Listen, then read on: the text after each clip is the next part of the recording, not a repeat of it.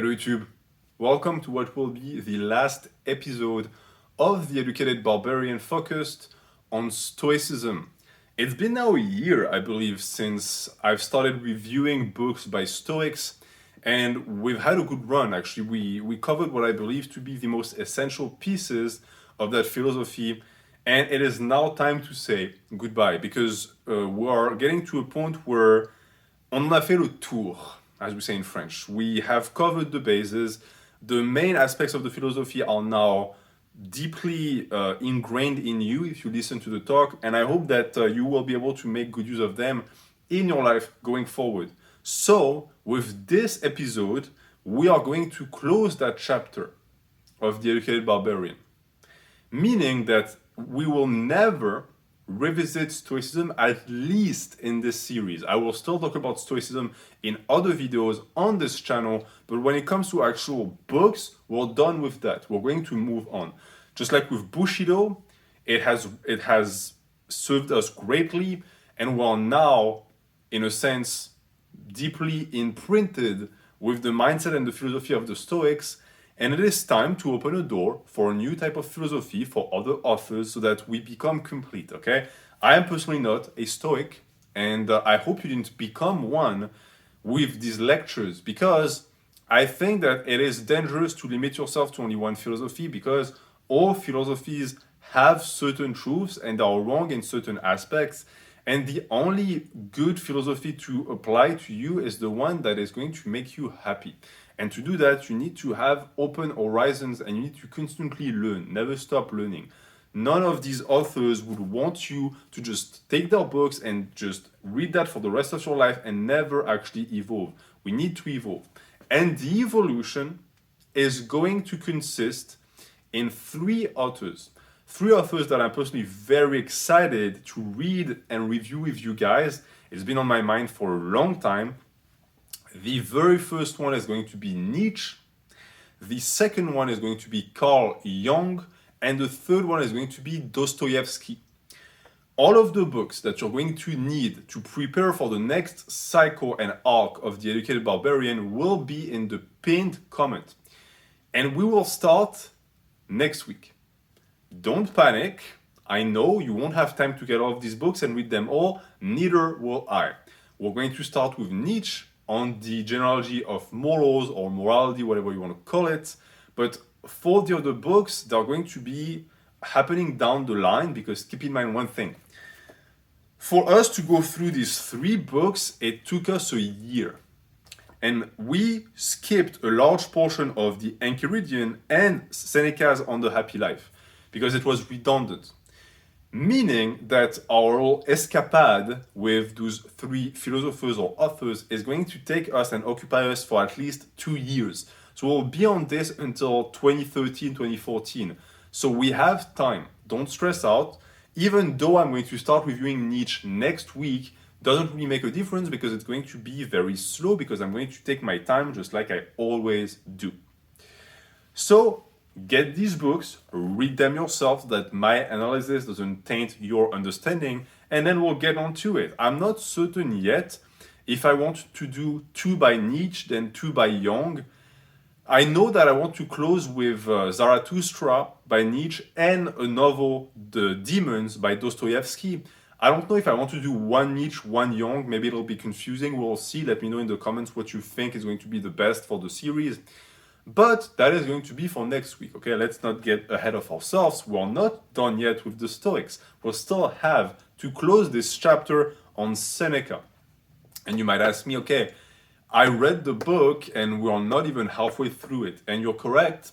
The reason why I'm going to close it with today's chapters is because the other ones are covering things we've already discussed in the past, in the series, because of course, the Stoics write about similar things. And I think that the important and the very beneficial aspect of Seneca was his intent focus on virtue and how to access it and its importance. And that's pretty much already been covered. Like the first 8 chapters are the most important in his book. After that, he just goes back on other details that are good, don't get me wrong, but we've already spoken about that in length, so it would just be a waste of time to cover them. But I still wanted to actually first off, give us a chance to say our goodbyes to Stoicism and thank the authors for all of the wisdom that they, again, allocated to us and passed down on us. But more importantly, we're going to start diving into more complicated texts. I do believe that Stoicism is fairly straightforward, at least in its conceptualization, not necessarily its prose. Nietzsche is a different beast. I know a lot of people have some mixed feelings with Nietzsche because they either don't understand what he's writing about, or they have preconceived notions about him, that he was a Nazi or whatever, which is untrue, you will see. And therefore, it's going to be a more complicated read. It's going to be touffu. In French, we say touffu. It's going to be tough, all right? It's going to be, it goes everywhere, and it's going to take me a lot of brain power to like refocus everything. So before we go into that, I want to do something with you, and that is reading two chapters that I think are going to put you in a good mood, that are easy to understand, from Seneca, that talk about friendship and the importance of it in your life for happiness. And that is going to give you some time also to mentally prepare, because next week again, we're going to start Nietzsche. So you're going to have to shift.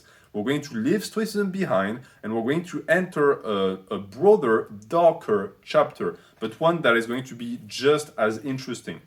So let us begin today with chapter 17, called Our Happiness Depends in a Great Measure upon the Choice of Our Company. Good offices and concord, and human society is like the walking of an ark of stone. All would fall to the ground if one piece did not support another.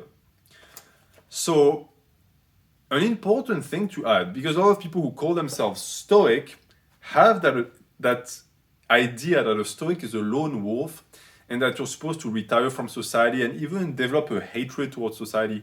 That's not Stoicism, that's misanthropy. It's not the same thing. The Stoic is deeply in love with people and with society in general, as long as it remains virtuous. And therefore, he sees other humans as a continuation of his own being.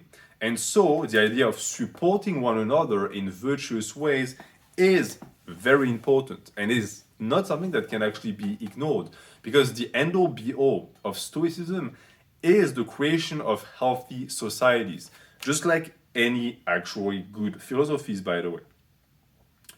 We are to relieve the distressed, to put the wanderer into his way, to divide our bread with the hungry, which is but the doing of good to ourselves, for we are only several members of one great body.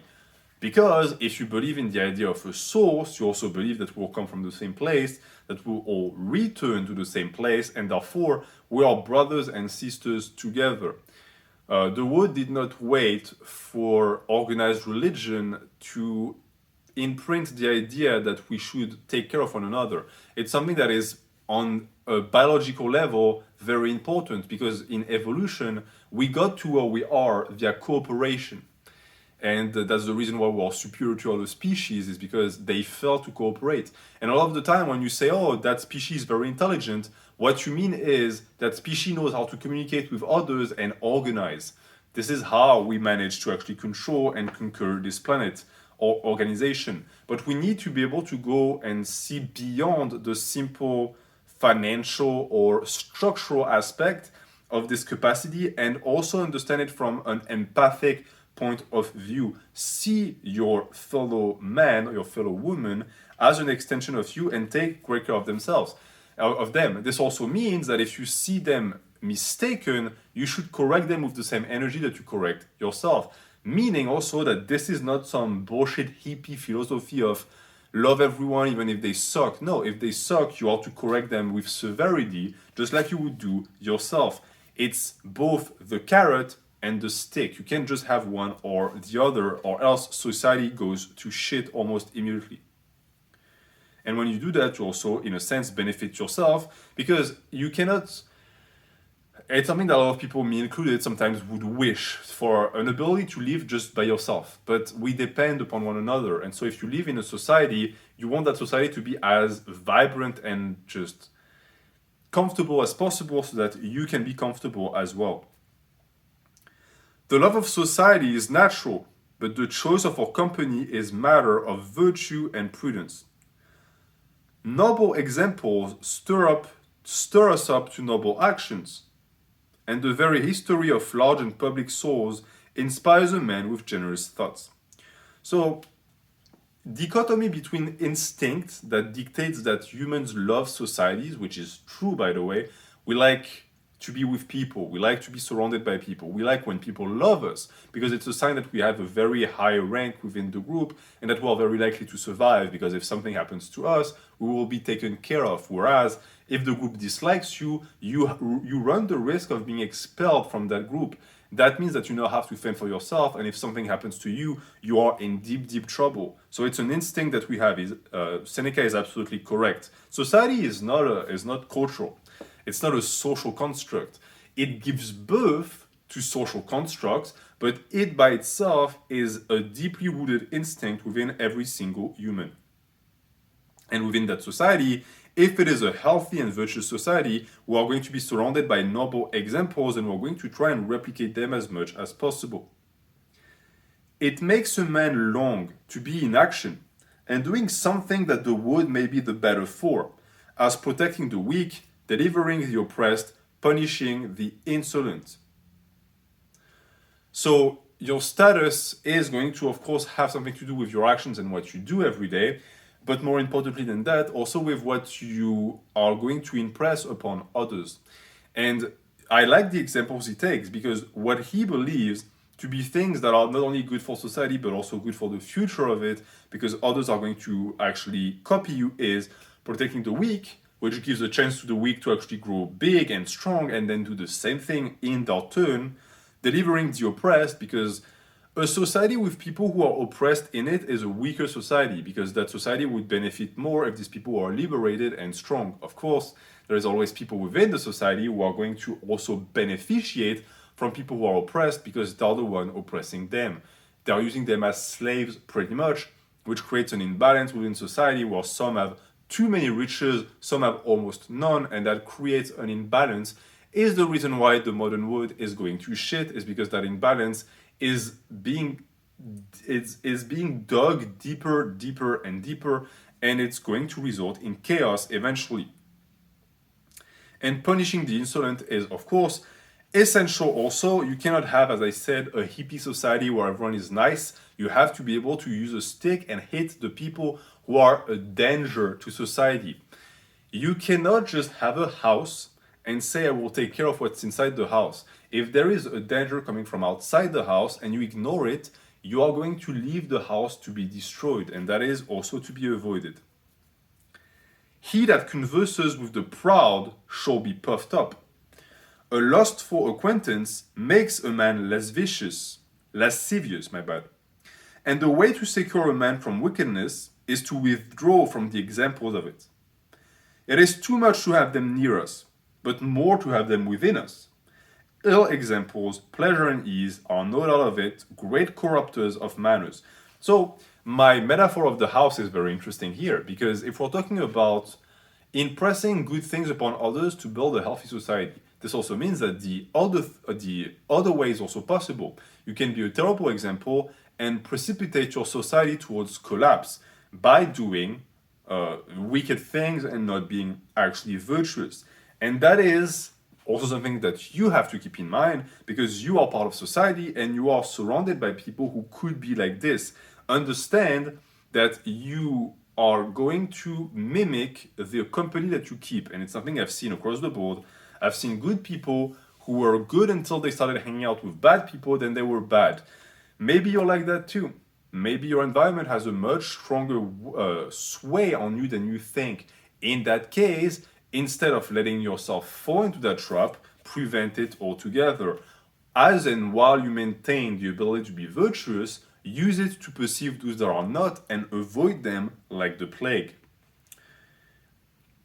Because, keep in mind one thing, if they are near you, with the example of the house, they also have the ability to be within you. So it's already a problem is if outside of your house there are people who are non-virtuous and want the house to be destroyed. It's even worse if you invite them in, because now they are going to have a much easier time to destroy the house.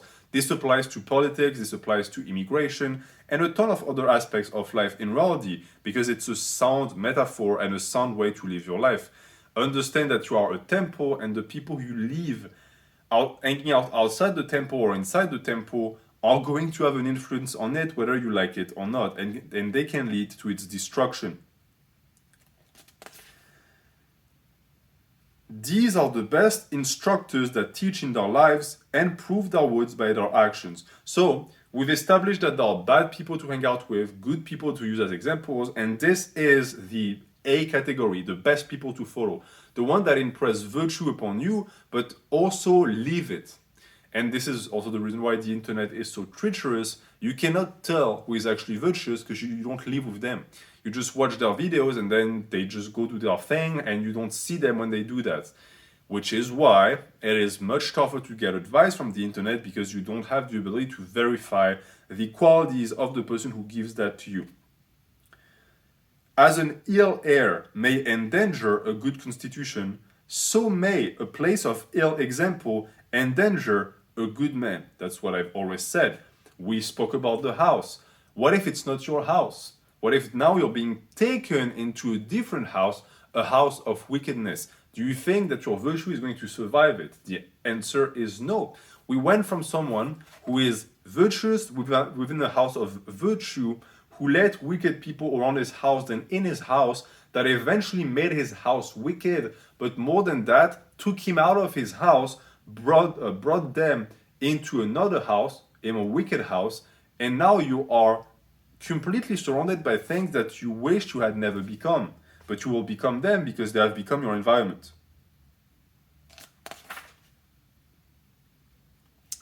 He that has to do with an enemy in his breast has a harder task upon him than he that is to encounter one in the field. Very true.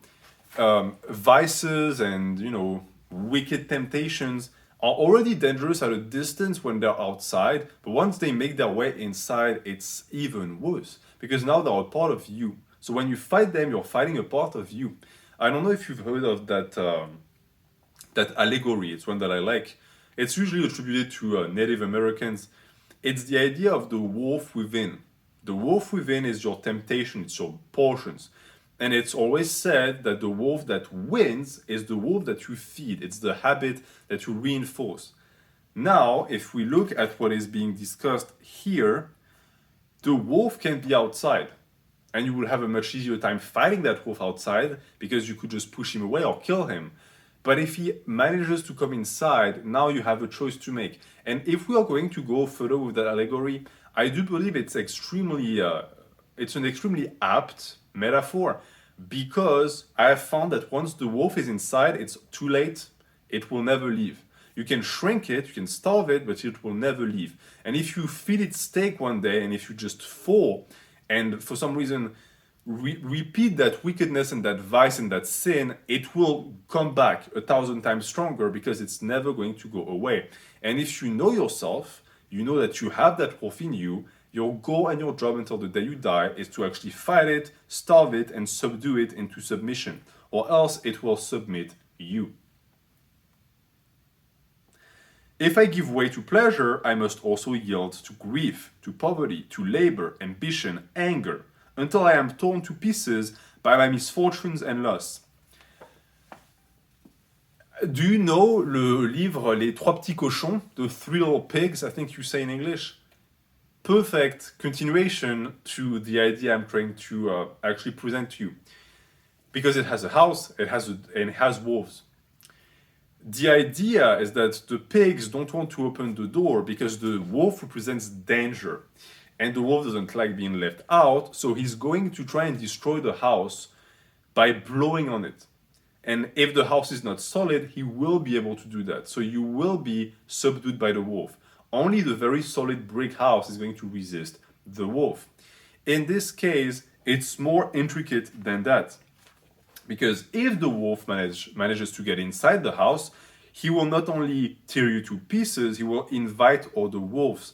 Because vices and addictions and everything tend to go together. So if you have succumbed to a wolf another one will show up, and because you already failed to fight one, the second one you will fail to fight as well, then a third and a fourth one will show up until your life is nothing but shreds. So it is on you to protect yourself, and to protect yourself, you have to stay away from bad influences, reject them before they get a chance to even enter. There is not anything that does more mischief to mankind than mercenary masters and philosophy. Sorry? Okay, I don't know why philosophy here. I would have said philosophers. That do not live as they teach. They give a scandal to virtue. How can any man expect that a ship should steer a fortunate course when the pilot lies wallowing in his own vomit? So that was just to continue on the type of people that you are not to take advice from. The ones that present themselves as paragon of virtues but are actually wolves in disguise. You know a lot of these people, I am certain. The best conversation is with the philosophers. That is to say, with such of them as teach us matter, not words, that preach to us things necessary and keep us to the practice of them. So, the idea that a philosopher who would only try to share concepts with you but never applications of the concepts is a bad guide is one that I'm also trying to share with you, because I have found that non-applied philosophy tends to just be mental masturbation. It's useless and it can turn into poison if you let it, because it's going to convince you that you're intelligent and you're doing the right thing, when in reality you are not. The Stoics have a very good understanding of applicability, and I wanted to take it to heart because you will see that with Nietzsche it's the same thing. Many people think that Nietzsche is just like poesy and it's not tangible. No, nothing is more tangible than Nietzsche. You will find that this is true. But it's going to be easier to actually grasp if you are able to understand it with Stoics, because Stoics pretty much give you life advice that are easy to apply immediately, and Nietzsche is not as straightforward at all. Seneca also tells us that he will take more care with whom he eats than what.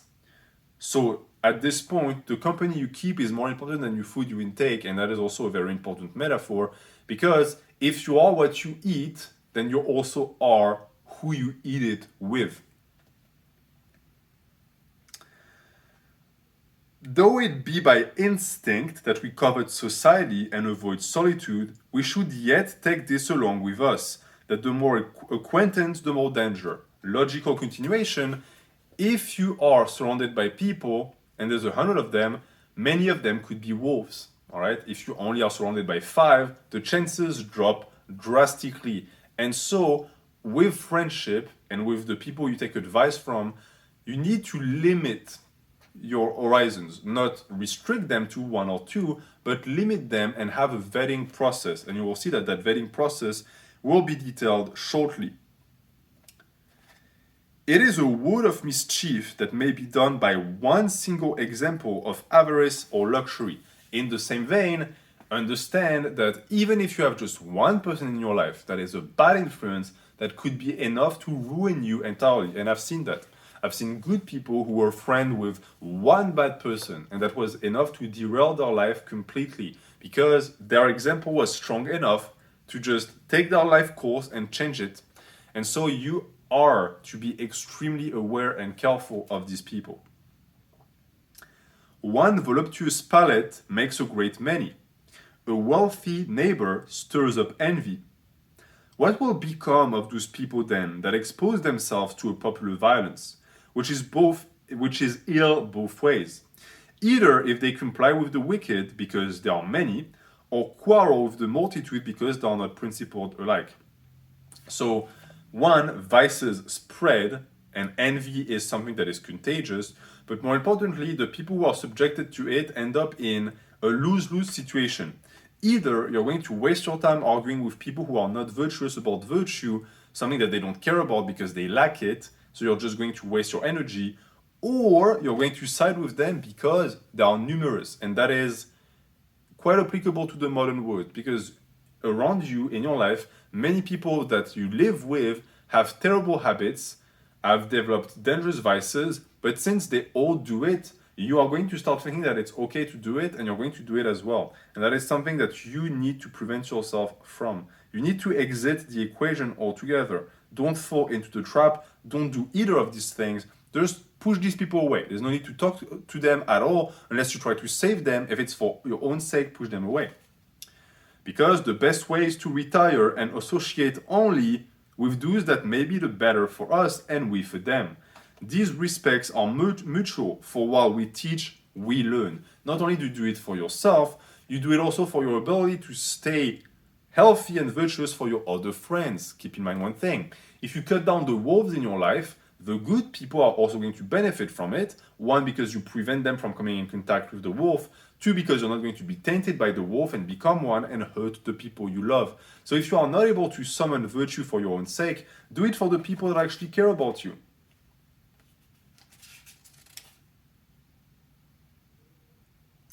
So much for the choice of a companion. We shall now proceed for that of a friend, because that was for the people who live with us but are not that close to us. And you will see that when we're talking about friends, Seneca has a very, very strong definition of friendship, and he doesn't mess around.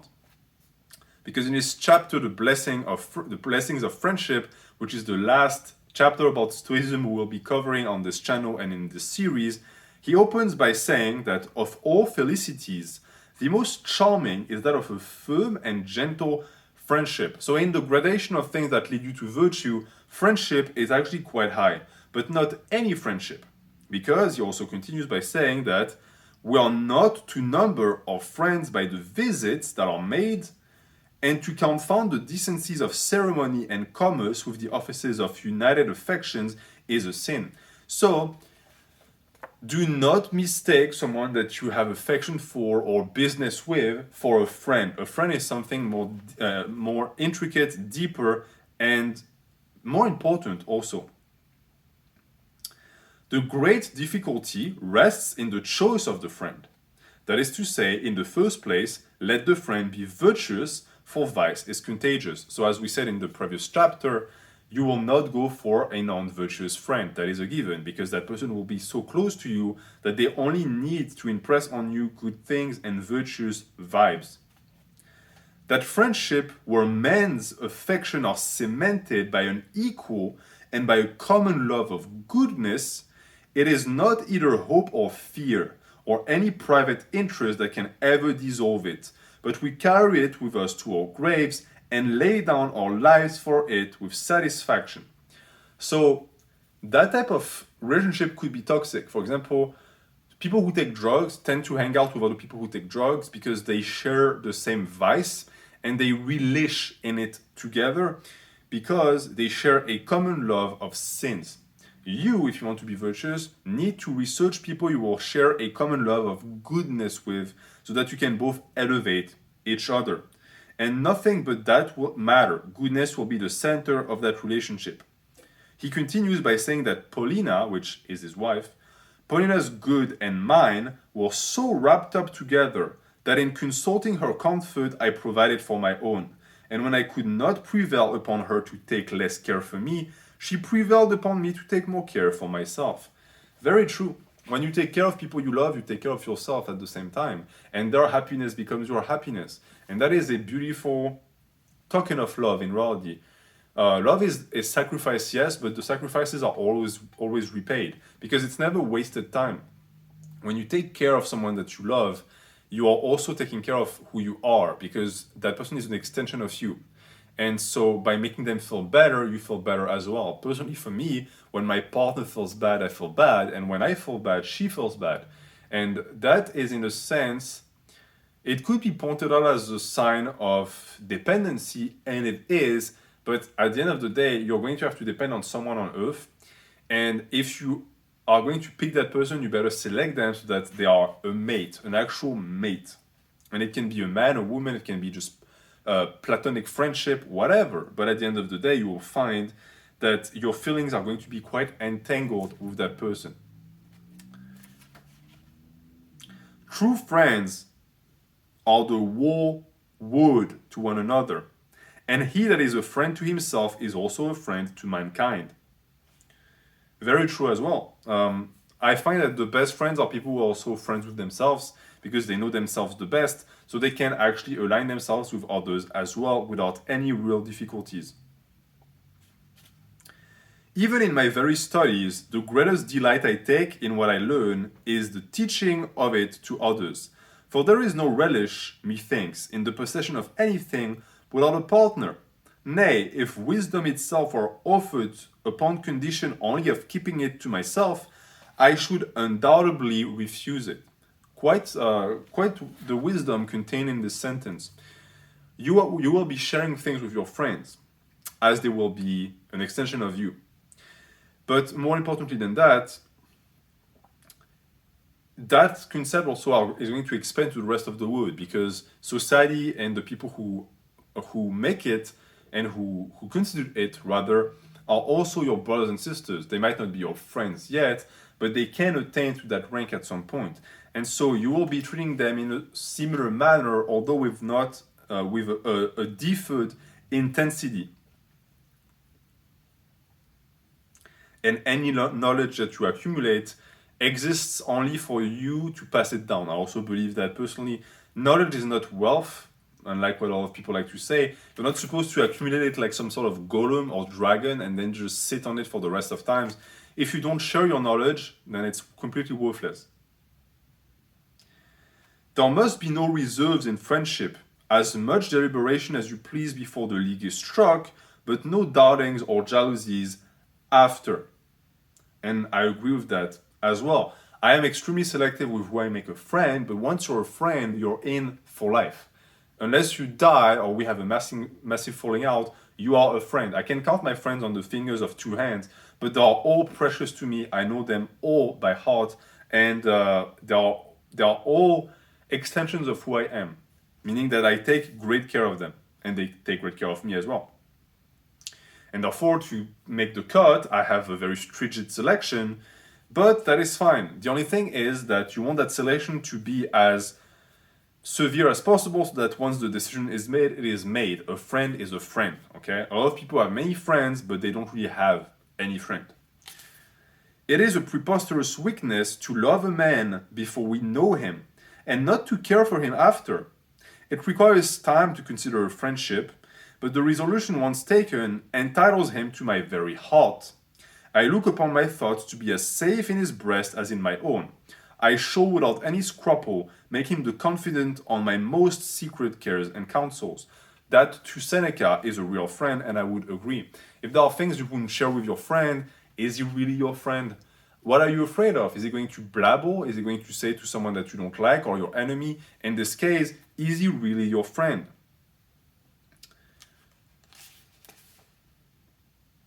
When I am with my friend, I am alone, and as much as at liberty to speak anything as to think it. It's something I've realized as well. I was questioning myself because I was starting to think I was a little bit weird. Because when I'm with a friend, I feel alone, but I love being alone. And I didn't understand why. And I realized why. I cannot be myself with people I don't like. And so I am fake, in a sense. Not that I lie, but I'm just not the real person that I can be. And I can be that with people that I love, also when I'm alone. So it's a similar mode, because I am with an extension of myself. I'm not technically with someone else, so I am alone, but I'm not alone at the same time. That is the sign of a great friendship, in my opinion. Let us have a care above all things, that our kindness be rightfully founded. For where there is any other invitation to friendship than the friendship itself, that friendship will be bought and sold.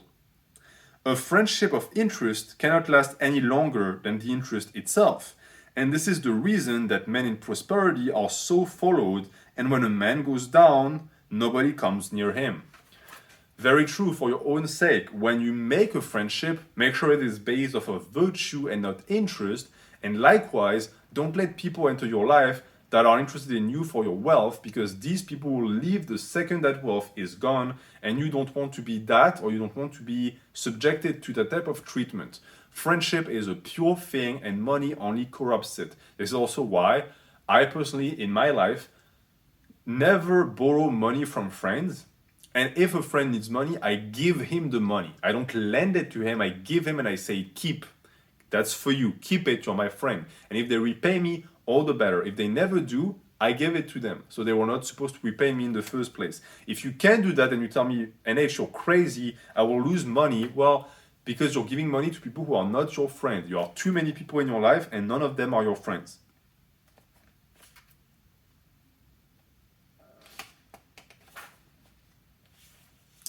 And our last quotation to end the educated barbarian focused on the happy life. It is usual with princes to reproach the living by commending the dead, and to praise those people for speaking truth, from whom there is no longer any danger of hearing it. So, again, in the same line of thinking, an actual true friendship will leave you in the hands of someone who would not be afraid of reproaching certain vices that you might have developed or your mistakes. However, the people who are not your friends will not do that because they will be afraid of missing out on the things that they are actually friends with you for. If they only demanded friendship and care, they wouldn't be afraid of actually giving you the raw truth. And for people who are very influential, it is quite common to praise people who are open and truthful when they're already gone, because that way they don't really have to face the truth at all. And it is something that even you, who is not a prince, do in your life. You have a tendency to look at people who are already long gone and say, oh, they were a visionary genius, because they're not there to point at you and say, yes, I am, and also I say this and this to you, change your ways. So it's a comfortable way of thinking, one that we should not follow. And this is why, even though Seneca is dead and all of these authors are long gone, we will not regard their writings as just some fun thing to acquiesce to and then never apply in our lives. No, we will do as they would have liked us to, meaning that they would like us to apply these principles in our lives. I will do it. I hope you will as well. And as such, we will also pay close attention to the implications and counsels of our good friends in our lives, because they are the ones who know what is good for us, and so we should listen to them. In next week's installment, we will start on the genealogy of morality by Nietzsche. You don't have to have read the book by then. As I said, we'll be very slow. In this comment section, I will pin the books that you must get. I have made my research. They are all cheap. You could get the entire bundle for $20, $15 if you go to certain libraries, if you buy used. Even if you buy them new, none of these books are more expensive than $8. I made sure of that because I want everyone to be able to actually put their hands on them, and they're widely accessible everywhere. The selection I've made is that every book completes one another, they connect to one another, they contain similar concepts, and they go crescendo in terms of difficulties so that you will never be lost. All of these books are accessible, they're understandable, and you have the ability to read them by yourself. You don't need to wait for me to review them. But I think my reviews of Nietzsche, Jung, and Dostoevsky are going to open certain doors of comprehension for you so that you're going to be able to grasp its wisdom and apply it to your life. But that again will be in 7 days. I will see you then. Have a good night.